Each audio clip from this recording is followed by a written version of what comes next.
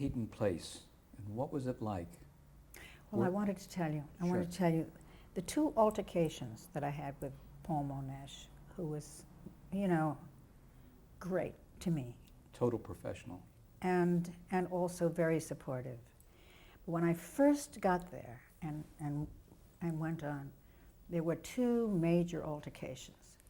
The first one was that after the first show that I did, my name wasn't on the list of credits, or it was so far down that it was negligible. And I went to him, just he and I sat in a room. I didn't have my agent involved with this at all. And I said, my name hasn't been on a television screen for 12 years, and I'm going to fight to have my name up there.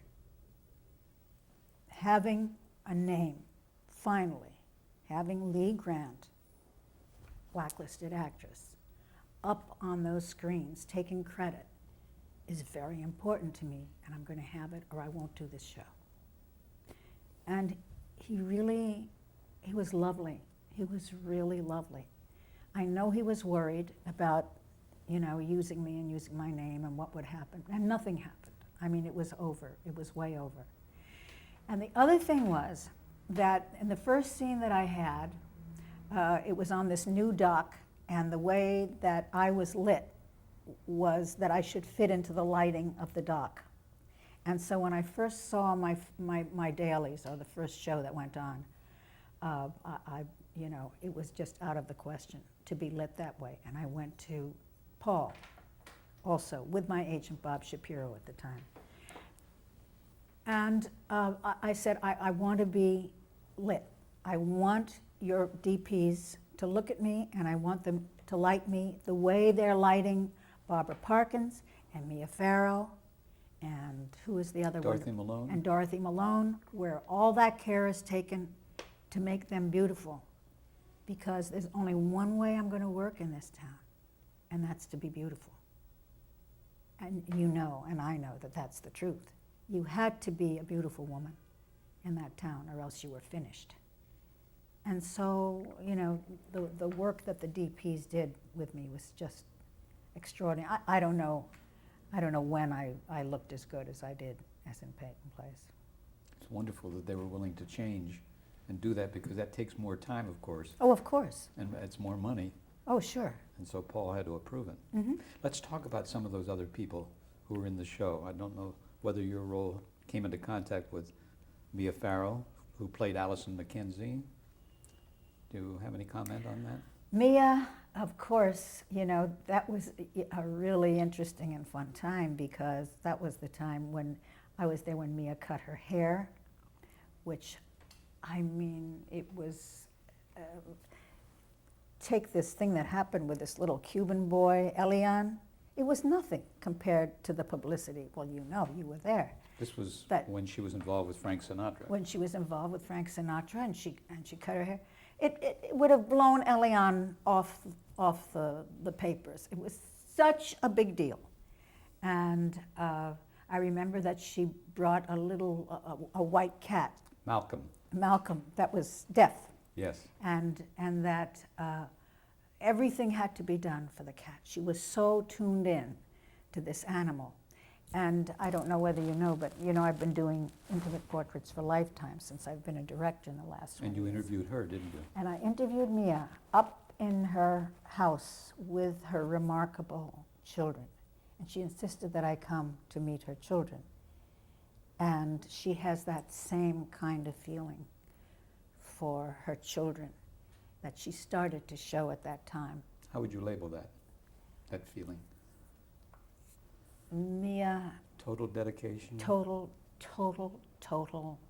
relaxed, loving, total commitment and dedication.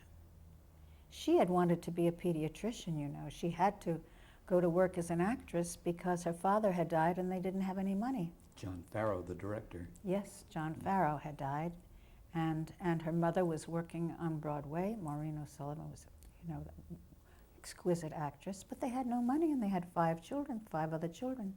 She was the oldest, so she had to be an actress. Let me jump to Ryan O'Neal, who played Rodney Harrington, the rich Yeah. boy. What were your impressions of him? Ryan was such an adorable, such an attractive, such an original guy. We've kind of stayed friends over the years. Whenever I see him, I'm so glad to see him. And I guess I've been through like about 3 of his relationships with him, because at that time, he was like part of our crowd.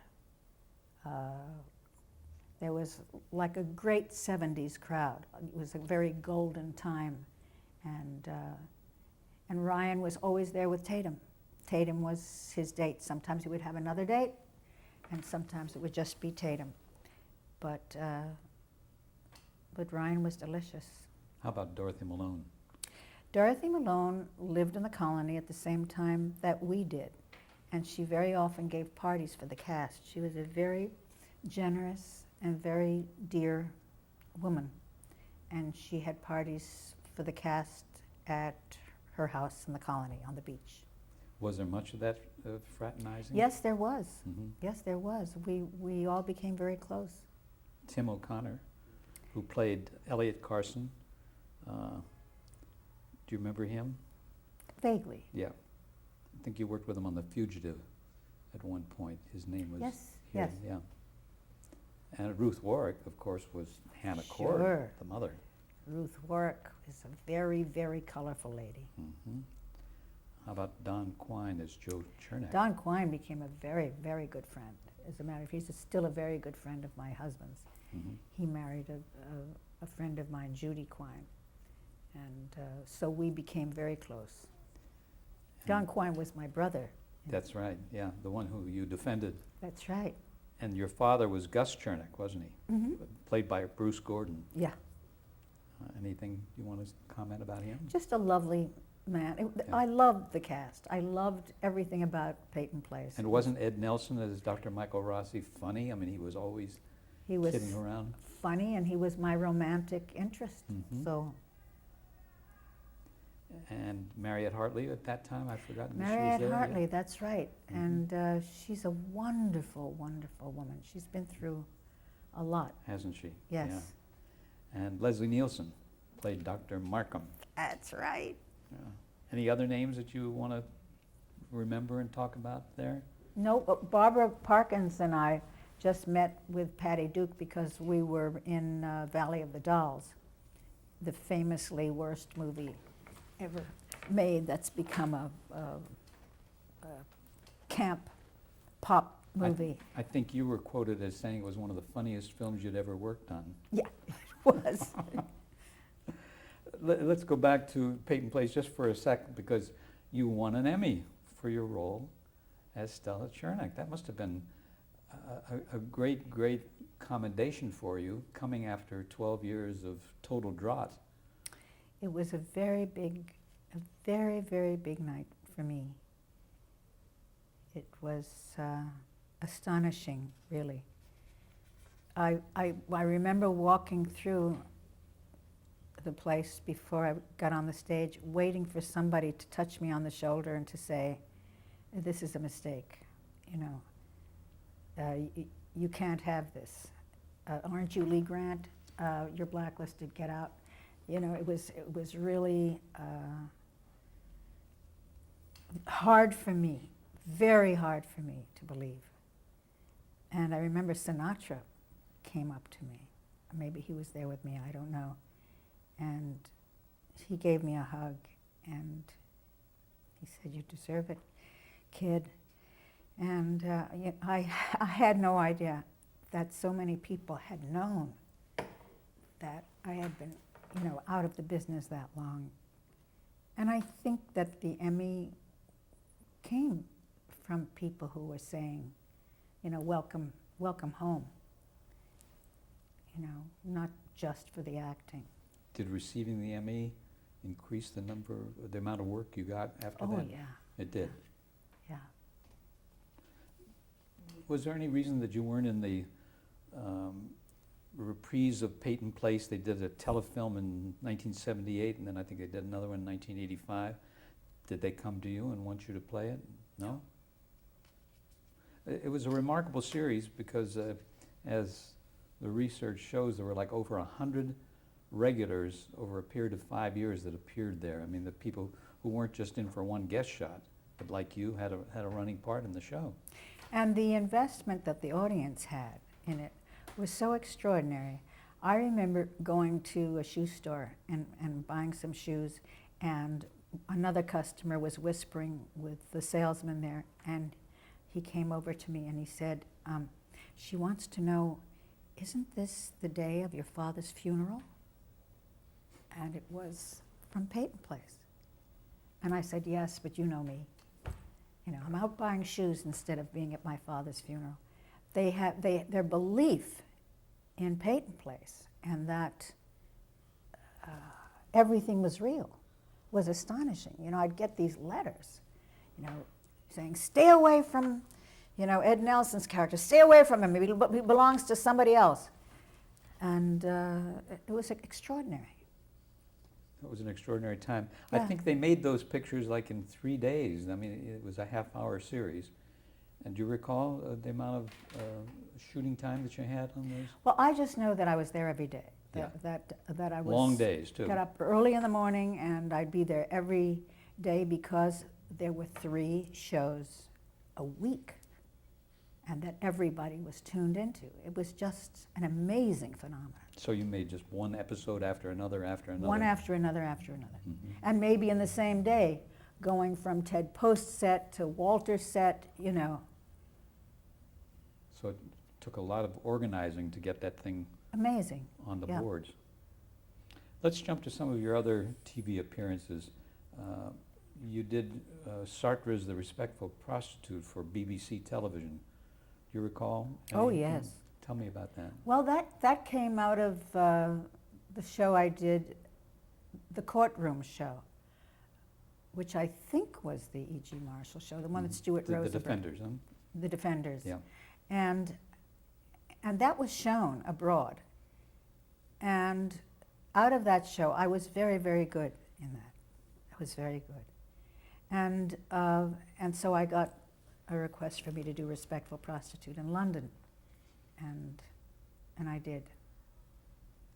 I think you also did East Side, West Side in television. Yeah, And that's when you played with George Scott, worked George with George Scott. Scott. Yep. And Elizabeth Wilson, an actress. Yes, who I worked with. wonderful. Yeah. And Cicely Tyson. Yeah, Cicely Tyson, gosh. yeah. Yes, I remember seeing Cicely Tyson in the theater too. She was just stunning. Little thing in a red tight dress.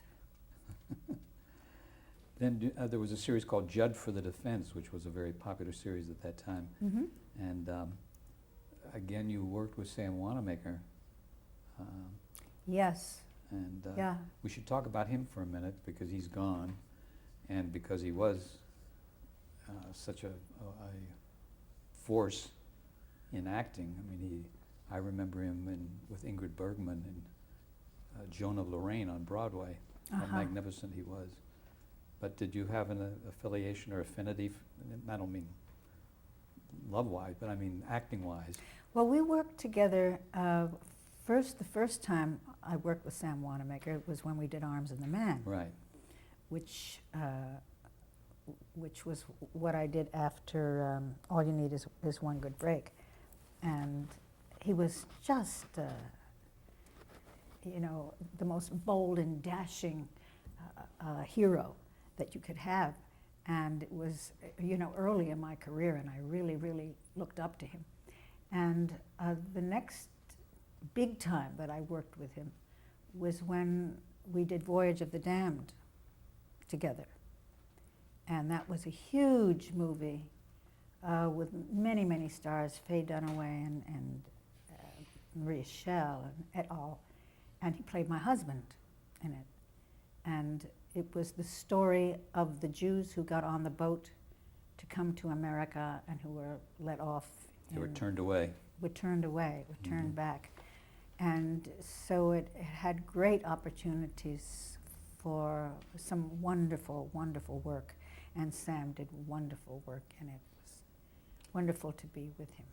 And he should be remembered too for being the driving force behind getting the Globe Theatre in London done. Absolutely. I mean, it's fascinating to me that an American actor with that kind of drive should be the one who got that done. And I know that English actors respect him so much. And then, of course, there's Zoe Wanamaker, who's his daughter, who was here in Elektra the last time, and I heard that she was just wonderful in it. This was about the time, too, that you lost your husband, Arnold.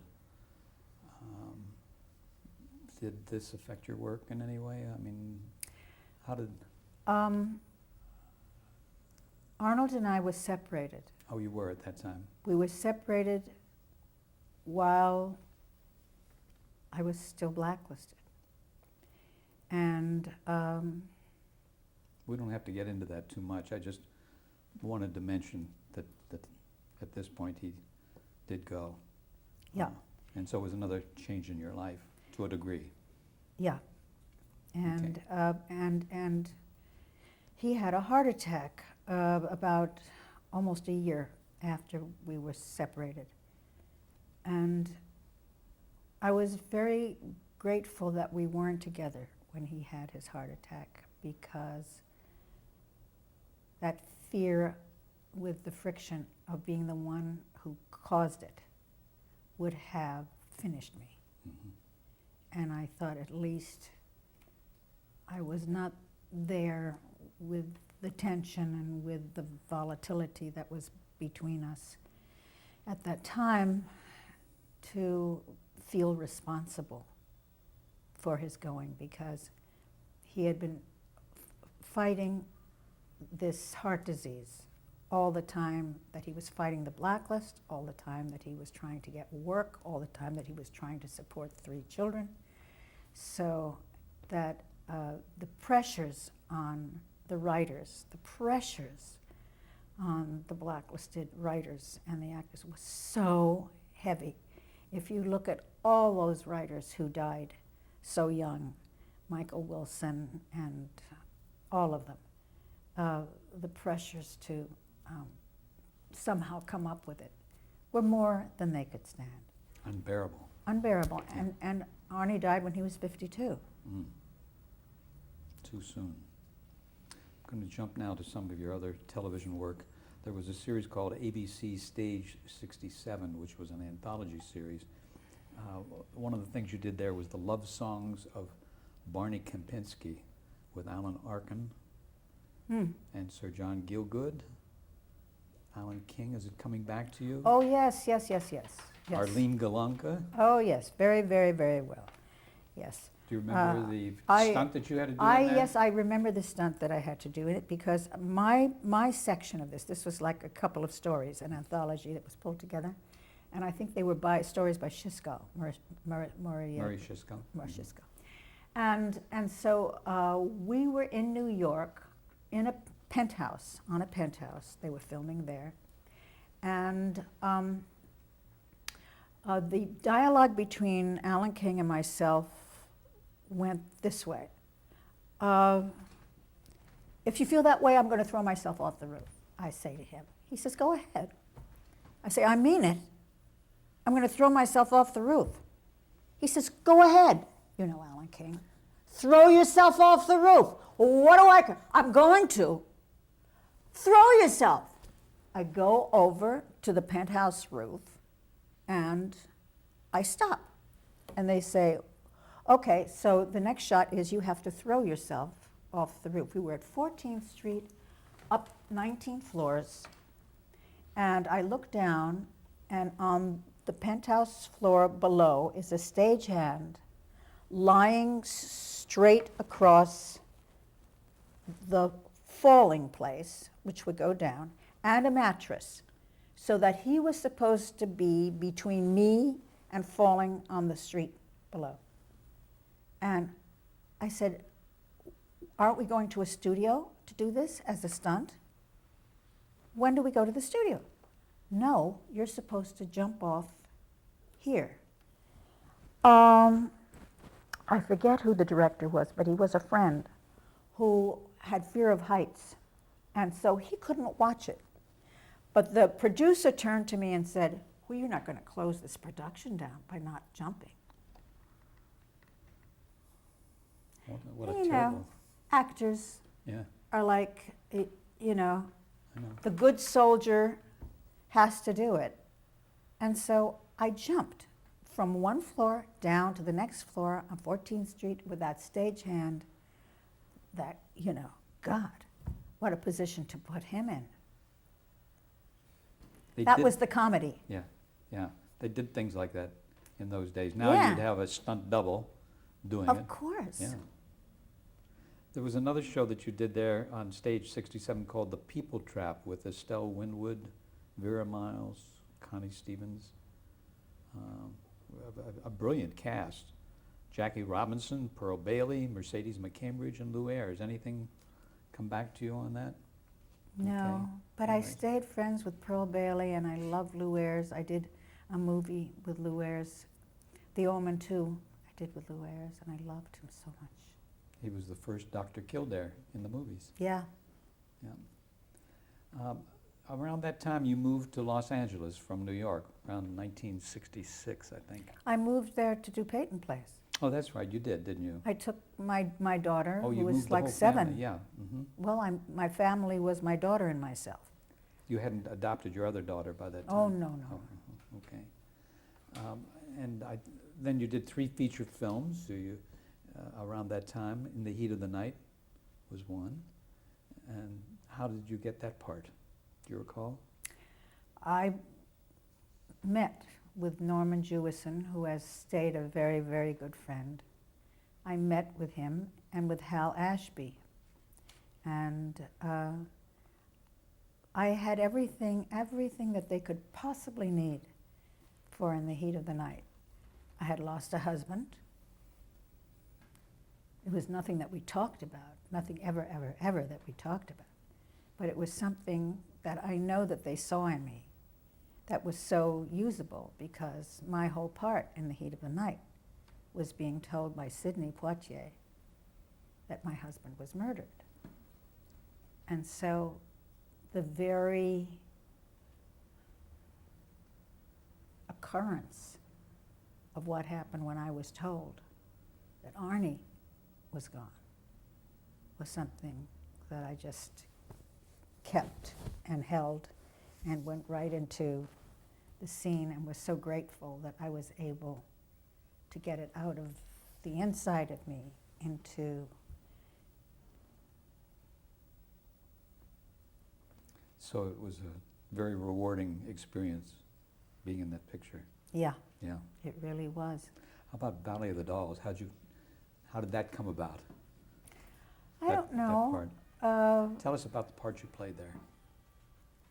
It was a very inconsequential part, and the whole feeling that I had was that everybody really felt, Barbara and Patty, and they copped to it now, was that this was it. This was like, you know, Judy and Mickey, this was their big chance. They were really going to be stars out of this. And it was really it was a very silly movie. One of the only great things about it was that I got to know Sharon a little bit, because I had, scenes with her, with Sharon Tate. But I mean, it was so funny and so silly, when you saw it in the movie, and it became a big camp classic. I've seen a play of it where they only use the lines from the movies, and it's hysterical. People are falling on the floor. But when you were shooting it on the set, you didn't feel that way, did you? Well, I certainly did not have any feeling that this would do anything for me, except, give me a salary so I could pay for my wonderful house in Malibu. You weren't going to get an Academy nomination. No, I was not. No. But you did do a really outstanding movie called The Landlord with Beau Bridges. And that's where you worked with Hal Ashby as the director. Yeah. Talk about that. That was Hal's first movie. Norman Jewison, he was Norman Jewison's editor, and that was Norman's gift to him. He gave Hal the landlord to do, and to be his first directorial job. And Hal asked me to do it. It was one of the great experiences of my life, and as far as I'm concerned, one of the best pieces of work that I've ever done. You played a character who was nearsighted, did you? But too vain to wear glasses? That's interesting because I'd forgotten about that. Yes, Yeah. that was one of the things that I used. Yeah. Yeah. What else did you use? Do you recall? Well, you know, I was in, let me see, I was in Plaza Suite at, what's the theater in LA at the time? Coronet? Or No. downtown, you mean? Yeah, The Biltmore? no, the Uh, name, it was a man's name. Okay. And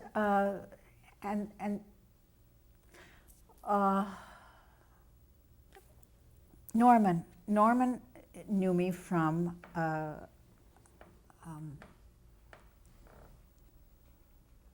Another picture you'd done with him? the picture that I'd done with him. Mhm. What was it? What's the name of it? My mind is going. It's okay. The one with Sydney. Oh, In the Heat of the Night? Yeah, he knew me from the heat of the Yeah. night. He said, I couldn't possibly play this part. It was the mother of Beau Bridges. Mm-hmm. She was like in her early 50s. And film, you know, just couldn't do it. I just couldn't play the age. And so I found this fur hat, kind of a yellowish color, and I went down, and he told me, this wonderful older actress who he wanted for the part. And I said, she can't do it. She can't do it the way I can do it. She can't, and I adore her, and I think she's wonderful, but I have a line on this character. I know how to do this. And I put the fur hat on, and I stood under neon lights that were in his office, and I said, this is the way you've got to light me. Overhead light will put 20 years on me, and you guys know that. Overhead light, you go in and you go 20 years. Go into any elevator, any butcher shop, and you know that. I said, and if you put the overhead light on me, it will work. And that with, you know, the makeup. And oh, I was so excited about doing, I had it, and it was a part of my mother, too. You know, the vanity and the kind of thinking that was not like thinking that would go all the way around where you could see everything. It was just thinking that stayed here. And it was hilarious, the scene with Pearl Bailey, where I go up to her apartment because I want to redecorate my son's house, and I end up, you know, getting drunk with her, is just, you know, it's a classic scene. And you got your second Academy nomination I got my second Academy nomination. for Best Supporting Actress. Yeah. I'm going to jump now to a couple of telefilms. First, Movies of the Week, or whatever they were called then. And we'll come back to that in just a minute because we're going to change tapes, but I want to talk about the Neon Ceiling. Yeah.